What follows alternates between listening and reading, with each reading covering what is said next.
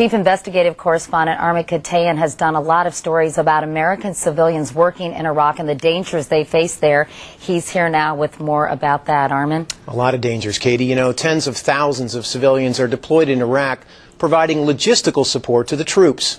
Most are motivated by patriotism and the hefty pay. But as we have seen over and over, the danger is great and the toll is high. Crisscrossing Iraq, they are tempting targets for attack. The hundreds of civilian truck drivers who form a shadow army, hauling food and supplies to military bases. All my stuff's out here. Ohio truck driver Robert Rowe, a former Marine, was shot while leading a convoy into Baghdad. We got hit from both sides and on top of a bridge. And then a round come through and tagged me in the leg. That's my truck after the last ambush I went through. Cindy Morgan was Robert Rowe's convoy commander. A rare female truck driver in Iraq, she's written a book about working in a war zone. We live, we eat, we sleep pretty much side by side with our troops. And we get shot at, we bleed, and we die beside them. Since the war began, more than 600 civilians employed by American companies have been killed. More than 7,000 injured. At 80 grand or more a year, they're some of the best paid truck drivers in the world. But for some, even that big a reward doesn't justify the risk. A lot of them are like I am. There's not enough money to go play Russian roulette with your life. West Virginia truck driver Brian Rolfe found his life on the line while driving a fuel tanker at night. I heard a pop and a glass crackling, and then it felt like a 50-pound sledgehammer hit me upside the head.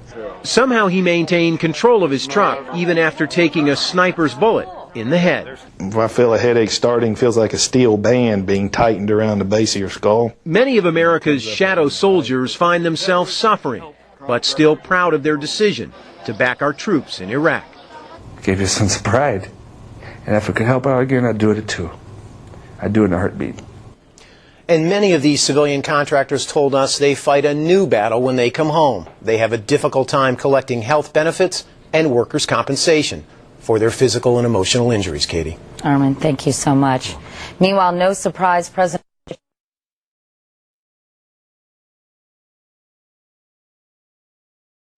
For civilian contract workers in Iraq, the often generous pay has to be weighed against the risks. So far, nearly 8,000 civilians working for American companies have been injured, many by enemy fire. Almost 700 have been killed. As CBS News Chief Investigative Correspondent Armin Katayan reports, many injured civilians find themselves fighting a new battle once they come home. It was a few days before Christmas in Mosul, Iraq, 2004. Sam Walker sat down for lunch in a military tent. A suicide bomber just steps away. And next thing you know, there's a bright explosion coming, a bright light coming toward me. I think I'm picked up and thrown over the table. 22 people were dead. The blast tore up the bodies, and you see all the blood and all that stuff. That's, ooh. It was pure horror for Walker, who had come to Iraq to run a private recreational facility for soldiers. After the Mosul bombing, he went home to Georgia and was deserted, he says, by the company that hired him, Kellogg, Brown & Root. And you're saying KBR in no way reached out to you to say? Not whatsoever, you know. And as of today, I don't think anyone has called and asked, how are you doing, or, you know, is everything okay? But everything was not okay. Suffering from nightmares and flashbacks, Walker was diagnosed with post-traumatic stress disorder. His request for workers' compensation passed from KBR to its insurer, AIG. What happens with AIG when it becomes clear you're suffering from PTSD?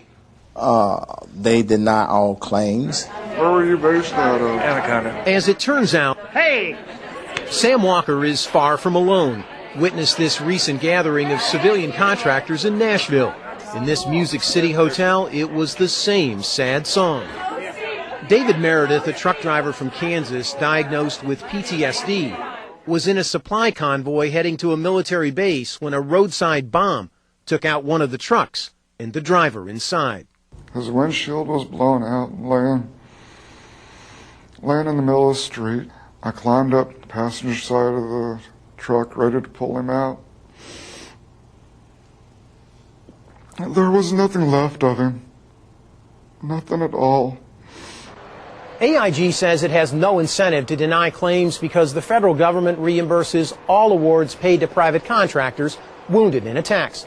Nevertheless, some plaintiffs' attorneys charge the insurer drags its feet on certain claims that should be paid right away. AIG would not discuss individual claims, but a company spokesman said the insurer pays more than 90% of workers' comp claims from Iraq when appropriate documentation is received.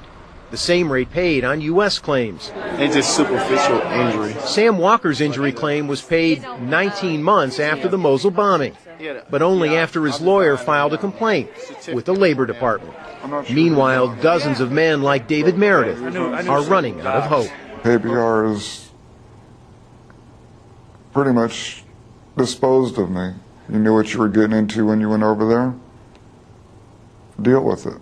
A KBR spokeswoman told CBS News that every potential employee receives very specific warnings about the dangers of working in a war zone. The company has seen more than 50 employees killed and 3,500 injured in Iraq. Armin Katayan, CBS News, New York.